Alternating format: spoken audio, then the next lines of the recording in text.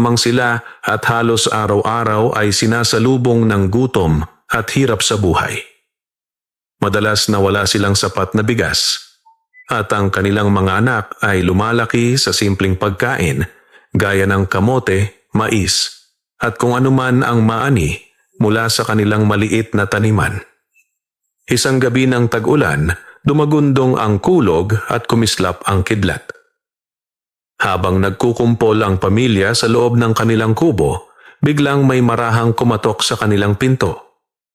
Nagtaka si Mang Turo, sino kaya ang maglalakbay sa ganoong oras at sa ganoong sama ng panahon? Tok, tok, tok. Ang marahang katok na halos parang nagmamakaawa. Binuksan ni Mang Turo ang pinto at nanlaki ang kanyang mga mata. Sa harap niya ay dalawang nilalang na kakaiba ang anyo. Mga maliit na nilalang na halos isang dangkal lamang ang taas, kulay puti ang balat at nakasuot ng munting kasuotang yari sa tila hinabing sinulid ng ginto. Mag-asawa sila batay sa kanilang itsura at kilos at may dalang supot na yari sa dahon ng saging. Magandang gabi po, mahinahong bati ng lalaking duwende. Patawad kung kami nakakabala. Kami po ay mga naglalakbay at wala nang masisilungan sa gabing ito. Maaari po ba kaming makituloy kahit ngayong gabi lamang? Napatanga si Mang Turo at lalo ring nabigla si Aling Sima na agad kumapit sa kanyang asawa. Hindi nila akalaing makakakita sila ng mga nilalang na karaniwang ikinukwento lamang ng matatanda. Ngunit sa kabila ng takot, nanaig ang awa at kabutihang loob ni Mang Turo. Sige po, pumasok kayo. Kahit maliit at payak lamang ang aming tahanan, bukas ito para sa mga nangangailangan. Ani Mang Turo na may ngiti, bagamat halatang kinakabahan. Pumasok ang mag-asawang duwende at agad silang naupo sa sulok ng kubo. Nagpasalamat sila at ngumiti at tila ba ang kanilang presensya ay nagbigay ng kakaibang liwanag sa maliit na tahanan. Tahimik na nakatingin ang mga bata, manghang-mangha sa kanilang bisita. Lumapit ang babaeng duwende at mahinahong nagsalita. Salamat po sa inyong kabutihan. Hindi niyo alam kung gaano kalaki ang naitulong ninyo sa amin ngayong gabi. Ang simpleng pagpapatuloy na ito ay hindi namin malilimutan. Kinagabihan, sabay-sabay silang naghapunan ng kamote.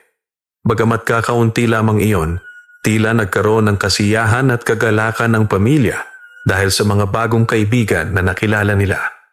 Habang humuhuni ang hangin sa labas at patuloy ang pagbuhos ng ulan, nagsimulang umusbong ang isang kwento ng pagkakaibigan at hiwaga na magbabago sa kanilang buhay magpakailanman.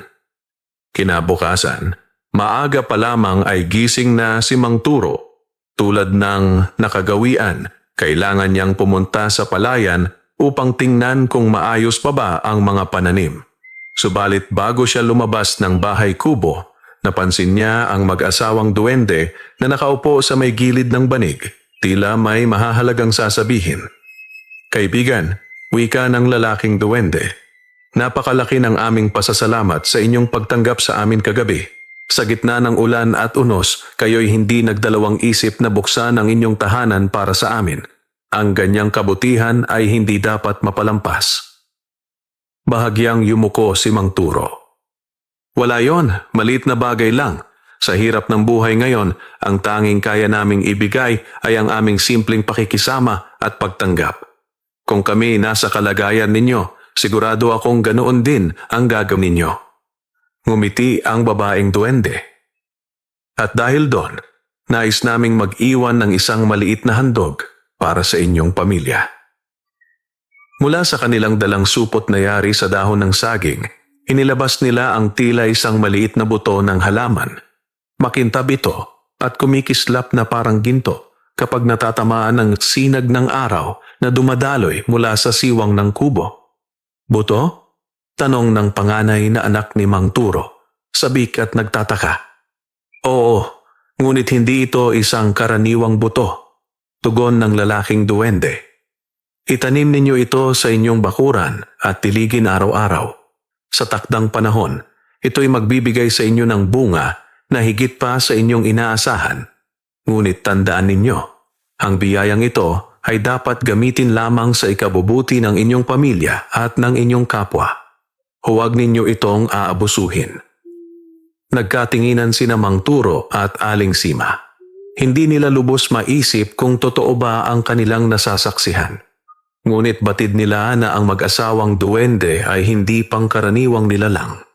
Sa kanilang puso, dama nila na may hatid itong mabuting kapalaran. Maraming salamat po, taos pusong tugon ni Aling Sima. Hindi po namin sasayangin ang inyong pagtitiwala. Bago sila umalis, muling nagsalita ang babaeng duwende. Kami muling magbabalik upang kumustahin kayo hanggang sa muli. At sa isang iglap, tila ba naglaho ang mag-asawang puti na iwan lamang ang kanilang mahiwagang buto na kumikislap sa palad ni Mang Turo. Nang araw ring iyon, sama-sama nilang itinanim ang buto sa gilid ng kanilang bakuran. Habang ibinabaon ni Mang Turo sa lupa, pakiramdam niya ay parang may kakaibang enerhiya na lumalagos mula rito. Isang pangako ng bagong simula. Sa gabing iyon, bago sila matulog, pinagmamasdan nila ang bakuran mula sa siwang ng bintana. At sa hindi may paliwanag na dahilan, tila may munting liwanag na nagmumula sa ilalim ng lupa kung saan nila itinanim ang buto. Tila isang palatandaan na nagsisimula na ang isang pambihirang hiwaga sa kanilang buhay. Makalipas ang 3 araw mula nang itanim nila ang mahiwagang buto, isang kakaibang pangyayari ang bumungad kina Mang Turo at ng kanyang pamilya. Habang nagwawalis si Aling Sima sa bakuran, napansin niya ang tila kakaibang liwanag na tumatagos mula sa lupa kung saan nila itinanim ang buto ng duwende. "Turo!" sigaw niya sa kanyang asawa na noon ay papunta na sana sa palayan. "Halika't tingnan mo ito." Agad na lumapit si Mang Turo at nakita nilang parehong kumikislap ang lupa na tila ba may ginto sa ilalim nito. At bago pa sila makapagsalita, bigla na lamang umangat ang lupa at sumibol ang isang maliit na halaman. Hindi ito karaniwang halaman. Ang mga dahon ay matingkad na luntian at ang mga gilid ay tila kumikislap na pilak tuwing natatamaan ng sikat ng araw. Ang tangkay naman ay makinis na parang yari sa ginto. "Nanay! Tatay! Ang ganda!" Tuwang-tuwang sigaw ng kanilang bunso habang tumatakbo papalapit. Ngumiti si Mang Turo ngunit dama niya ang hiwaga sa nasasaksihan. Ito na marahil ang biyayang ipinangako ng mag-asawang duwende. Bulong niya. Sa araw-araw, hindi nila pinalampas ang pagdidilig at pag-aalaga sa halaman. At sa bawat araw na lumilipas, napapansin nilang mas mabilis itong lumaki kaysa sa karaniwang pananim. Sa loob lamang ng 1 linggo, umabot na ito sa taas na halos kasing tangkad ng tao at nagkaroon ng malalaking bulaklak na kulay puti na tila kumikislap tuwing gabi. Isang gabi, habang nagkukumpulan sila sa harap ng halaman, biglang bumuka ang isa sa mga bulaklak at naglabas ng kakaibang prutas. Ang balat nito ay tila pinaghalo ng pilak at ginto at naglalabas ng banayad na liwanag na parabang may sariling apoy sa loob. "Turo, parabang hindi totoo ang lahat ng ito," ani Aling Sima na halos hindi makapaniwala. Isang halaman na nagbibigay ng liwanag at prutas na parang hiyas. Marahang kinuha ni Mang Turo ang prutas at napansin niyang kahit mabigat ang hitsura nito, magaan ito sa kanyang palad. Paghiwa niya, bumungad ang laman na kulay gatas na may amoy na napakatamis. "Tay, tikman mo na!" sigaw ng panganay na anak. Bagamat may pag-aalinlangan, sumubok si Mang Turo ng isang piraso.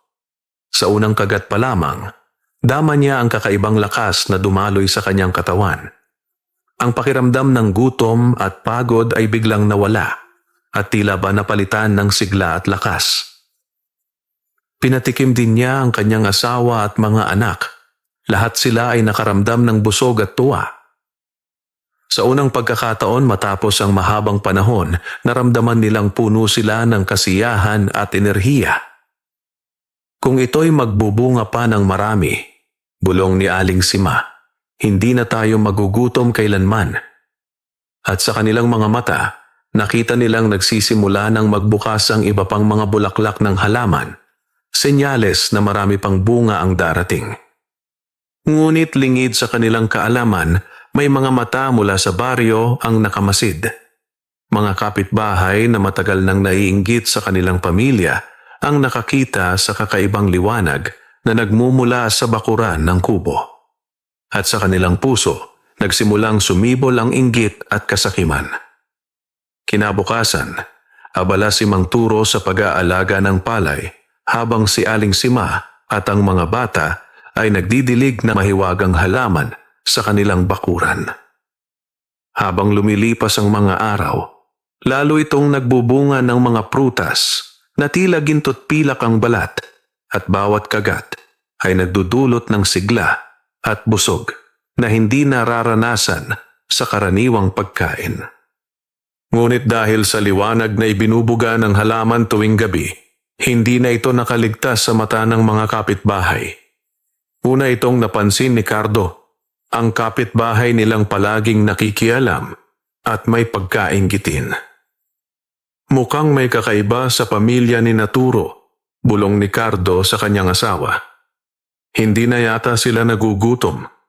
Kita mo ba ang liwanag na nagmumula sa kanilang bakuran tuwing gabi? Hindi iyon normal. Baka kung anong kalokohan ang ginagawa nila, sagot ng kanyang asawa na si Marta, na kilala ring mahilig sa tsismis. Kung hindi nila ibabahagi, dapat malaman ng iba sa baryo. At ganoon nga ang nangyari. Sa susunod na araw, kumalat agad ang balita. Habang nag-iigib ng tubig, habang nasa palengke, habang nag-uumpukan sa ilalim ng punong mangga, lahat ay may bulungan tungkol sa mahiwagang liwanag at prutas sa bakuran ni Mang Turo. Baka may itinagong yaman ang mag-asawang iyon, sabi ng isa. Hindi kaya nakipagkasundo sila sa masamang espiritu? Sabi naman ng isa. Hindi. Sigurado akong mayroong silang itinatagong kayamanan na ayaw ipaalam sa iba. Dagdag pa ng matandang si Andong na kilalang Sakim. Sa kabila ng mga bulong-bulungan, nanatiling tahimik si Mang Turo at Aling Sima. Wala silang balak ipagmalaki ang kanilang natanggap na biyaya sapagkat alam nilang may kasamang responsibilidad ang ipinagkaloob ng mag-asawang duwende. Ngunit hindi lahat ay natutuwa. Lalong nagngingit-ngit sa inggit si Cardo na madalas ay nakikita niyang malakas at masigla ang mga anak ni Mang Turo, samantalang siya ay hirap pa rin sa pagtatanim. Sa kanyang puso, sumibol ang masidhing kasakiman. Kung hindi nila ibabahagi, kukunin ko mismo ang halaman na iyon, bulong niya sa sarili habang nakatanaw sa bahay kubo ng pamilya. Samantala, hindi rin nakaligtas sa mga mata ng mga may kaya sa baryo ang balitang kumakalat. Umabot ito sa tainga ng matandang hasyendero na si Don Marcelo, na kilala sa pagiging gahaman sa lupa at yaman. Kung totoo ang naririnig ko, ani Don Marcelo habang nakaupo sa kanyang malaking silya, dapat nasa akin ang halaman na iyon. Sa akin dapat napupunta ang lahat ng kayamanang maaaring lumago sa lupaing ito. Hindi bagay sa mga hamak na magsasaka ang ganitong uri ng biyaya. Sa gabing iyon, habang payapang natutulog ang pamilya, naramdaman ni Mang Turo ang malamig na simoy ng hangin. May kakaibang pakiramdam siya ang tila may nagmamasid mula sa labas. Sumilip siya sa bintana at nakita ang anino ng dalawang tao na tila nagsisilip sa kanilang bakuran. Simang, may mga tao sa labas, bulong niya sa kanyang asawa. Dali-dali niyang kinuha ang kanyang gulok at lumabas ng kubo. Ngunit nang makarating siya sa bakuran, wala na siyang nadatnan kundi mga yapak sa putikan, patungo sa direksyon ng bahay ni Cardo. Sa ilalim ng malamlam na liwanag ng buwan, napabuntong hininga si Mang Turo. Alam niyang hindi na magtatagal at susubukin ng inggit at kasakiman ng iba ang kanilang pamilya at ang mahiwagang halaman. Mabilis na kumalat sa baryo ang balita tungkol sa mahiwagang halaman ni Mang Turo. Habang tumatagal, mas dumarami ang nagiging interesado at inggit sa kanila. Ngunit pinakamatindi ang pagkagahaman ni Cardo, ang kapitbahay nilang matagal nang naiinggit sa kaunting biyaya ng pamilya.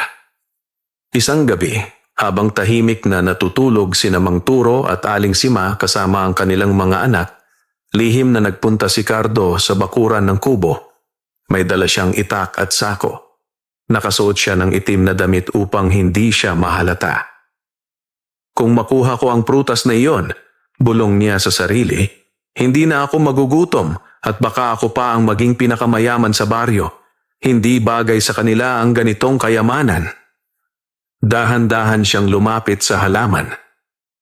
Sa ilalim ng buwan, mas lalo pang nagningning ang mga dahon nito na tila bayari sa pilak. Ang mga prutas naman ay kumikislap na parang ginto. Halos tumulo ang laway ni Cardo sa labis na pagnanasa. Ngunit sa sandaling iunat niya ang kamay upang pitasin ang isa sa mga bunga, bigla siyang nakaramdam ng kakaibang init. Para bang may dumaloy na apoy mula sa puno patungo sa kanyang katawan. "Haray!" Sigaw niya ng malakas, sabay bitaw sa prutas. Ang kanyang kamay ay namula at nagkaroon ng tila paso. Napatigil siya at napaatras. Ngunit sa kanyang pagkagulat, gumalaw ang mga dahon ng halaman na para bang may buhay. Isa-isang nagsara ang mga bulaklak nito at mula sa ilalim ng lupa ay may lumitaw na liwanag.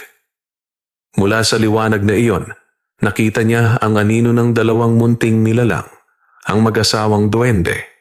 Ang kanilang mga mata ay kumikislap at ang kanilang boses ay sabay na umalingaw-ngaw. "Cardo," wika ng lalaking duwende, "hindi sa iyo ang biyayang ito.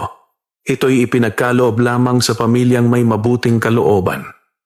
Ang kasakiman mo ang magiging kapahamakan mo.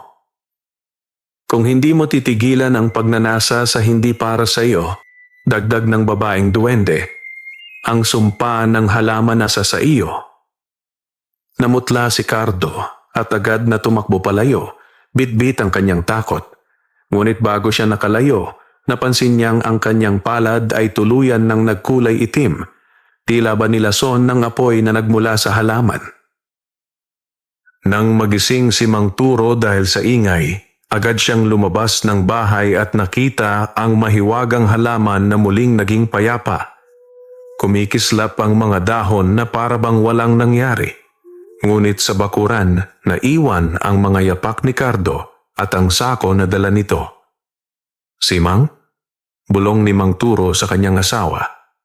"Sinabi ko na nga, ba't may magtatangkang gumawa ng masama? Ngunit may proteksyon ang halaman. Hindi nila ito basta-basta maaangkin." Kinabukasan, kumalat sa baryo ang balita tungkol kay Cardo. Ang kanyang kanang kamay ay namaga at nangingitim. Hindi niya maipaliwanag ang nangyari, ngunit lahat ay nagdududa. Ang iba'y nagsasabing isinumpa siya ng mga espiritu. Dahil dito, mas lalong kumulo ang usapan sa baryo. Ang iba'y natakot, ang iba'y lalong naintriga. Ngunit isang bagay ang malinaw, hindi matatapos ang kanilang pananabik at pagnanasa sa mahiwagang halaman. At sa malayo, nakamasid si Don Marcelo, ang matandang hasyendero. Hindi siya natakot sa nangyari kay Cardo. Sa halip, lalo siyang nagngingit-ngit sa pagnanais na mapasaka niya ang halaman. Lumipas ang ilang araw, ngunit hindi nawala sa isip ng buong baryo ang nangyari kay Cardo. Ang kanyang kamay ay tuluyang nangingitim at halos hindi na niya magalaw. Ginawa na ng albularyo at ng mga matatanda ang lahat ng alam nilang lunas, pagpapahid ng langis, dasal at pag-inom ng halamang gamot, ngunit wala pa ring bisa. Isa itong sumpa, bulong ng mga tao, at walang makakagamot sa kanya kundi ang may kagagawan, ang mahiwagang halaman na binabantayan ng mga duwende. Sa gitna ng mga bulungang ito, nakaupo si Don Marcelo sa kanyang malawak na balkonahe. Nakatingin siya sa mga sakahan habang humihigop ng kape. Ang kanyang muka ay puno ng pagmamataas at pagnanasa. Kung totoong may ganoong halaman, bulong niya sa kanyang sarili, hindi ito dapat napupunta sa mga hamak na magsasaka. Ang ganitong kayamanan ay para lamang sa mga tulad ko. May kapangyarihan, may pangalan, at may kayamanan. Tinawag niya ang kanyang mga katiwala, sina Crispin at Gorio, dalawang malalakas at matagal ng tauhan ng hasyenda. May misyon kayo ngayong gabi, wika ni Don Marcelo. Pumunta kayo sa bahay kubo ni Naturo. Silipin ninyong mabuti ang halaman. Kung maaari, dukutin ninyo at dalhin sa akin ang bunga. Huwag kayong matatakot sa mga bulong-bulong ng sumpa. Hindi totoo ang mga iyon. Ang lahat ng ito ay kayamanan lamang na nakatago sa likod ng pamahiin. Nagkatinginan ang dalawang tauhan. Kilala nila ang kanilang amo bilang walang awa at gahaman. Alam nilang kapag hindi sila sumunod, tiyak na mawawalan sila ng tirahan at kabuhayan. Opo, Don Marcelo, sabay nilang sagot. Kinagabihan, dumating sina Crispin at Gorio sa bahay kubo ni Namang Turo. Dahan-dahan silang lumapit sa bakuran, may dalang bayong at gulok. Tahimik ang paligid, tanging huni ng kuliglig at ihip ng hangin ang maririnig.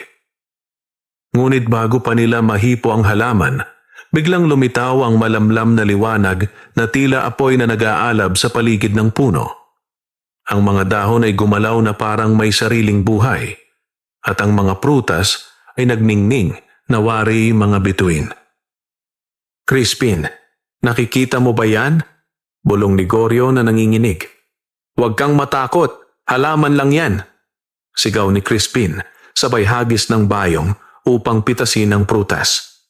Ngunit sa sandaling hawakan niya ang bunga, biglang tumubo mula sa lupa ang maliliit na ugat na parang kamay na kumapit sa kanyang braso. Napasigaw si Crispin at pumagsak sa lupa. Ang mga ugat ay tila humihigop ng lakas mula sa kanyang katawan. Tulungan mo ako! Sigaw niya. Agad na hinila ni Gorio ang kanyang kasama, ngunit ang mga ugat ay biglang naglaho, iniwan si Crispin na namumutla at hinihingal. Ang kanyang mga mata ay parang nawalan ng sigla at ang kanyang katawan ay nanghina. Nagtatakbo silang pareho pabalik kay Don Marcelo. Halos hindi na makapagsalita si Crispin sa labis na takot. Don Marcelo, totoo ang sabi nila. May sumpa ang halaman. Nanginginig na sabi ni Gorio. Ngunit imbes na matakot, lalo lamang nagtawa si Don Marcelo. Mga duwag. Hindi ako naniniwala sa mga ganyan. Kung hindi ninyo kaya, ako mismo ang kikilos. Walang sumpa ang makapipigil sa akin. At sa kanyang mga mata, nagliliyab ang matinding kasakiman. Handa siyang gawin ang lahat. Kahit pa makipagtagpo sa mga nilalang na higit sa kanyang pagkaunawa, para lamang mapasakan niya ang mahiwagang halaman. Hindi nakatiis si Don Marcelo matapos ang mga kabiguan ni na Crispin at Gorio. Sa halip na matakot, mas lalo siyang nadarang sa kasakiman. Para sa kanya, ang lahat ng kayamanang nasa lupaing iyon, kahit pa mahiwaga, ay dapat mapasakan niya. Kung hindi kaya ng aking mga tauhan, ako mismo ang gagalaw, maring wika niya. Walang halaman, duwende o sumpa ang makapipigil sa akin.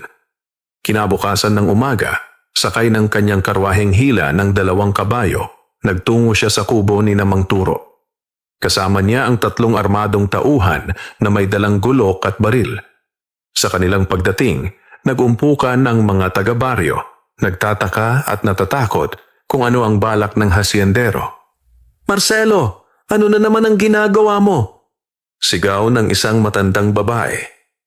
Pabayaan mo na ang pamilya ni Turo, hindi sila nakakasama. Dagdag pa ng isa. Ngunit bingi si Don Marcelo sa mga bulong ng bayan. Iginigiit niya ang kanyang kapangyarihan.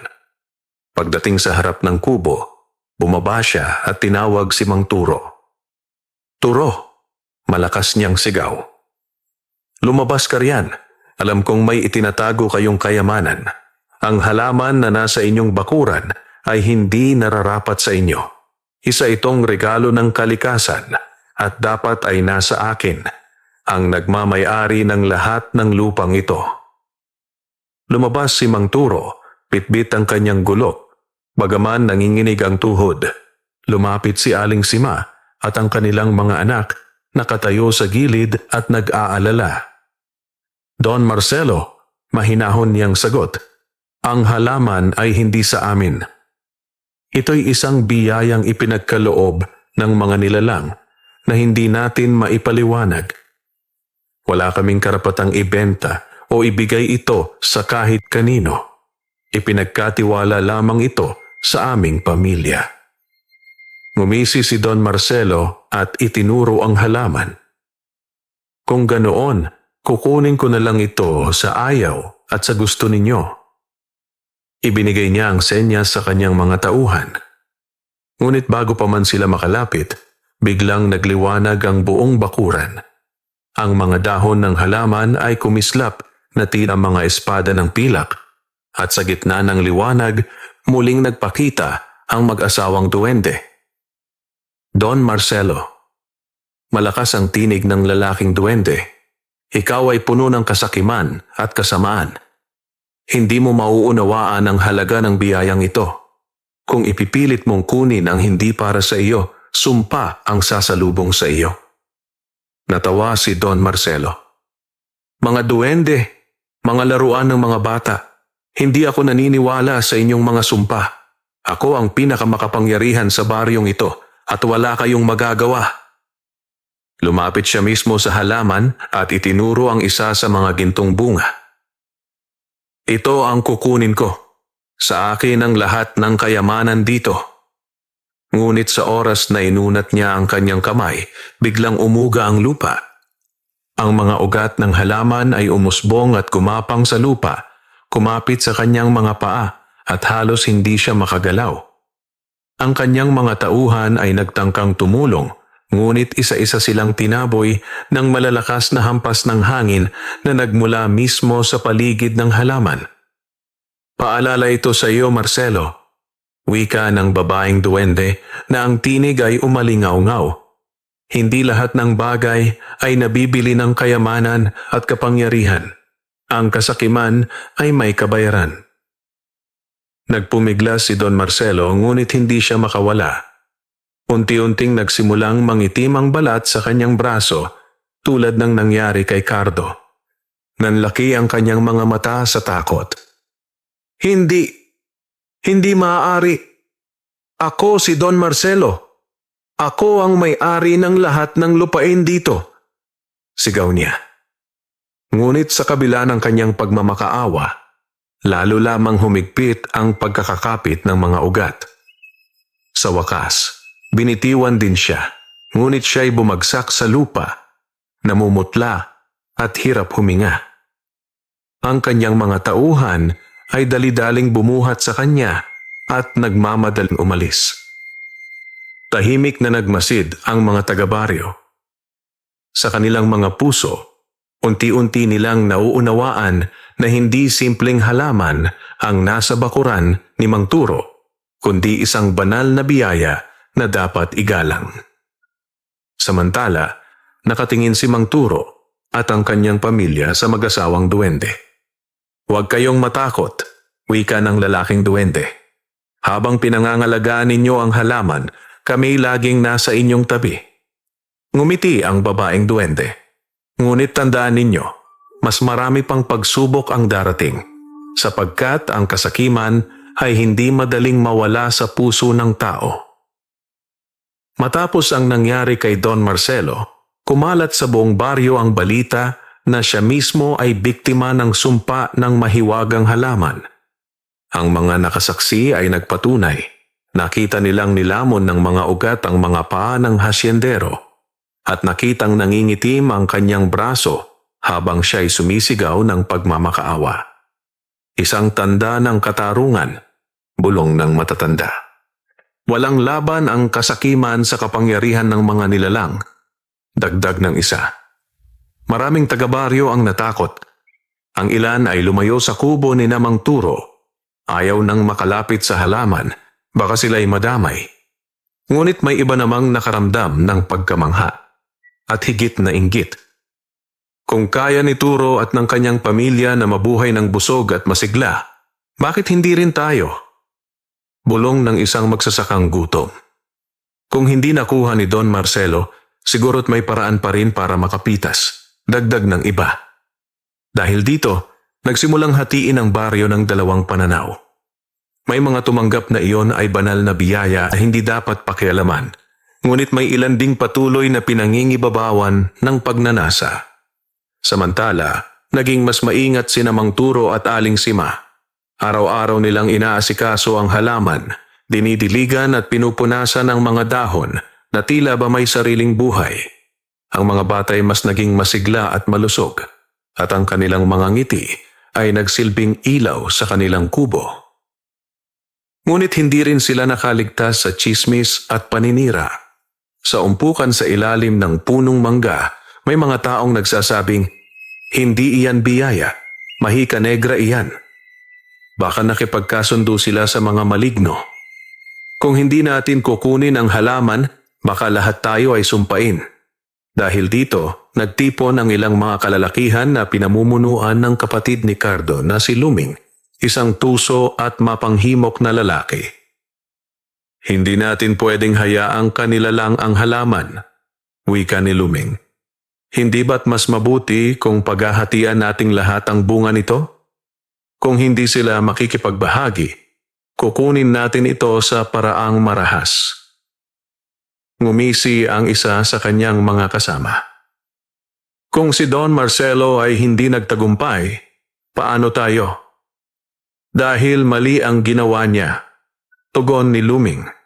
"Siya'y gahaman, ngunit tayo'y marami. Kung sama-sama tayong kikilos, wala silang magagawa." Habang bumubuo ng plano ang pangkat ni Luming, hindi nila alam na mula sa lilim ng gabi, nakamasid ang mag-asawang duwende. Tahimik silang nagbubulungan. Simula na ng mas mabigat na pagsubok, ani ng babaeng duwende. Ngunit kailangan nilang matutong ipaglaban hindi lamang ang halaman, kundi ang katarungan, tugon ng lalaki. Samantala, sa kubo, nagdarasal si Mang Turo habang hawak ang kamay ng kanyang asawa. "Si Mang, nadarama kong may paparating na panganib. Hindi na sapat na umasa lamang tayo sa duwende.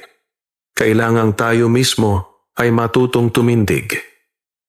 At sa katahimikan ng gabing iyon, dumampi ang malamlam na hangin na tila babala. Ang mga mata ng baryo ay nakatuon na sa kanila. Ang ilan puno ng pag-asang masilayan ang kababalaghan. Ang iba'y nagbabalak na magnakaw. Ang kapalaran ng pamilya ay lalo pang sinusubok. Dumating ang gabing pinakahihintay ni Luming. Sa ilalim ng dilim ng buwan, tinipon niya ang ilang kalalakihan ng baryo, mga taong pagod na sa kahirapan, mga gutom na pamilya, at ilan ding puspos ng inggit. Ang iba'y may dalang gulok, ang ilan naman ay may dalang sako at lubid, handa para sa kanilang pakana.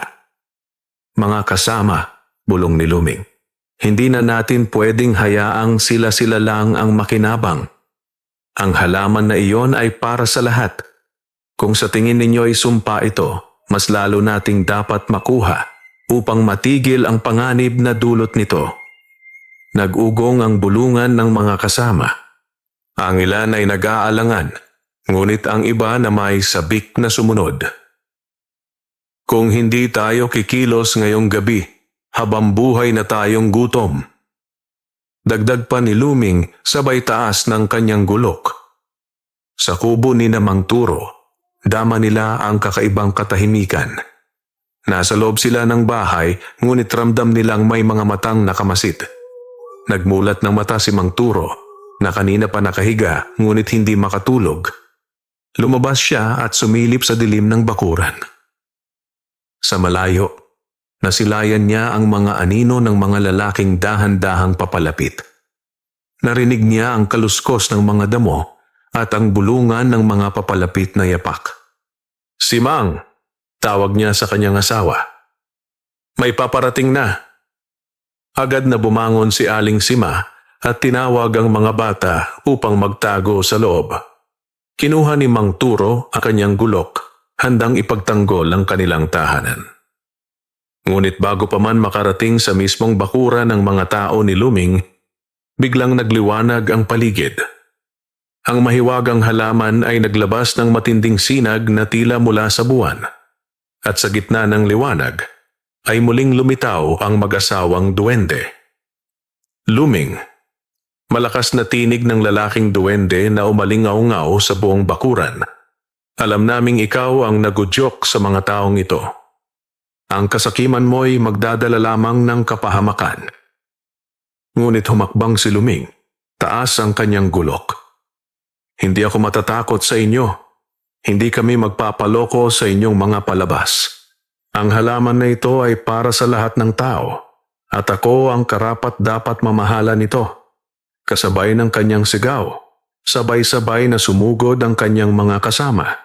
Ngunit sa isang iglap, gumalaw ang mga dahon ng halaman na parang mga galamay, humampas sa lupa at nagpalipad sa mga sumasalakay. Ang iba'y tumilapon at bumagsak sa putikan. Ang iba na may nawalan ng malay dahil sa hampas ng liwanag na nagmumula sa mga prutas. "Tumigil kayo!" sigaw ni Mang Turo, tumatakbo sa gitna upang hadlangan ang mga kapitbahay. "Hindi ninyo alam ang pinaglalaruan ninyo. Ito'y hindi para sa atin na abusuhin." Ngunit hindi siya pinakinggan ni Luming. Sa huling pagsubok, inangat niya ang gulok at buong lakas na tinaga ang tangkay ng halaman. Ngunit bago tumama ang kanyang gulok, humarang ang dalawang duwende. Isang bugso ng hangin ang pumigil sa kanyang galaw at biglang natigil sa ere ang kanyang braso. Ang kanyang mga mata ay nanlaki at siya'y napasigaw sa sakit habang ang kanyang gulok ay nalusaw na parang usok sa kanyang kamay.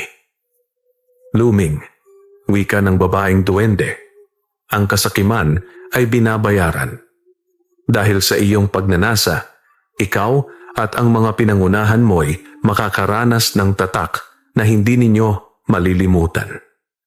Sa harap ng lahat, ang balat ni Luming ay nagkulay abo at ang kanyang mga kamay ay namaga, tila sunog. Ang kanyang mga kasama ay nagsitakbo, nagsisigawan at nagsipagtago sa dilim, takot na takot sa kanilang nasaksihan. Ang mga taga-baryo na nakamasid mula sa malayo ay nanahimik. Wala ni isa ang naglakas loob na lumapit. Lumapit ang mag-asawang duwende kay Mang Turo. "Hindi ninyo kasalanan ang kasakiman ng iba, ngunit kailangang handa kayong ipaglaban ang inyong dangal. Ang biyayang ito ay mananatili sa inyo, basta't patuloy ninyong gagamitin ito para sa kabutihan." Napaluhod si Mang Turo, hawak ang kanyang dibdib. "Maraming salamat sa inyong proteksyon. Hindi ko kayang gawin ito kung wala kayo." Ngumiti ang lalaking duwende. "Hindi kami laging naririto, Turo. Kailangan mong matutong tumindig para sa pamilya mo at para sa bayan." Sa gabing iyon, muling nanahimik ang baryo. Ngunit alam ng lahat na ang kasakiman ay hindi madaling masupil. Marami pa ang magnanasa sa hiwaga ng halaman at higit pang pagsubok ang naghihintay. Kinabukasan, matapos ang madugong gabi ng kaguluhan, nagtipon ang mga taga-baryo sa harap ng kubo ni Mang Turo. Lahat ay nag-uusap-usap tungkol sa nangyari. Ang mga lalaking kasama ni Luming ay nanginginig pa rin sa takot at si Luming mismo ay nakaratay, namamaga ang mga kamay at hindi makagalaw. "Hindi na ito biro," wika ng isa. "Nakita nating lahat ang kapangyarihan ng halaman at mag-asawang duwende.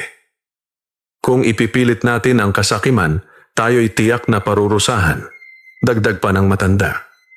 Tahimik na nakikinig si Mang Turo habang hawak ang kamay ni Aling Sima. Lumabas din ang kanilang mga anak at tumayo sa tabi nila. Sa harap ng lahat, nagsalita si Mang Turo. "Mga kababaryo, anya, hindi sa amin ang halamang ito. Hindi rin ito sa inyo.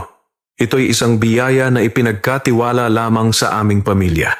At ang utos ay gamitin ito para sa kabutihan ng lahat, hindi para sa kasakiman. Kung kami magpapabaya, tiyak kaming parurusahan. Ngunit kung gagamitin namin ito ng tama, lahat tayo'y makikinabang." Nagkatinginan ang mga tao. May mga nag-aalangan, may mga naiiyak sa hiya. Simula ngayon, dagdag ni Mang Turo, ang mga prutas ng halaman ay ating paghahatian. Ngunit may isang kondisyon. Ito'y gagamitin lamang para sa ating kaligtasan at pangangailangan, hindi para sa luho at kayabangan. Kung sino man ang lalabag, kayo'y mahaharap sa kapangyarihan ng halaman at sa sumpa ng mga duwende. Sa oras na iyon, muling nagpakita ang mag-asawang duwende. Lumitaw sila sa gitna ng liwanag at ang kanilang tinig ay naging malinaw sa lahat. Tandaan ninyo, wika ng babaeng duwende, ang biyayang ito ay hindi ginto o kayamanan. Ito'y pag-asa laban sa gutom at kahirapan. Kung gagamitin ninyo sa tama, pagpapalain ang inyong baryo. Ngunit kung muli ninyong pagnanasaan para sa kasakiman, ito'y mawawala at iiwan kayong wasak. Ngumiti ang lalaking duwende. Pinili namin ang pamilya ni Turo dahil sa kanilang kabutihang loob. Ngunit ngayon, ang hamon ay sa inyo ring lahat. Matututo ba kayong magbahagi at magtiwala sa isa't isa? Nag-iyakan ang ilan, lalo na ang mga kasamang sumugod kagabi. Lumapit ang ilan kay Mang Turo upang humingi ng tawad. Kahit si Cardo, na matagal nang may sugat sa kamay, ay yumuko at umiyak sa harap ng lahat. Mula noon, naging bukas ang bakuran ni Mang Turo. Ang mga bunga ng halaman ay ipinapamahagi sa buong baryo. Ang mga batang gutom ay nabusog, ang matatanday nagkaroon ng lakas, at ang mga magsasakay hindi na gaanong naghirap. Ang kubo ni Mang Turo ay naging sentro ng pagkakaisa. Unti-unting nagbago ang baryo, hindi lamang sa kabuhayan kundi pati na rin sa puso ng mga tao. Natutunan nilang ang tunay na kayamanan ay hindi ang makintab na bunga ng halaman, kundi ang pagkakaisa, kabutihang loob, at pagtutulungan. Sa huling pagkakataon, nagpakita ang mag-asawang duwende sa kubo. Panahon na para kami magpatuloy sa aming paglalakbay, wika ng babae. Ngunit huwag kayong matakot, dagdag ng lalaki. Ang inyong puso ang magsisilbing gabay ninyo. Kung manatili kayong tapat at mapagpakumbaba, mananatili ang biyaya ng halaman sa inyong piling. At sa isang iglap, naglaho ang mag-asawang puti. Iniwan ang kanilang alaala at aral.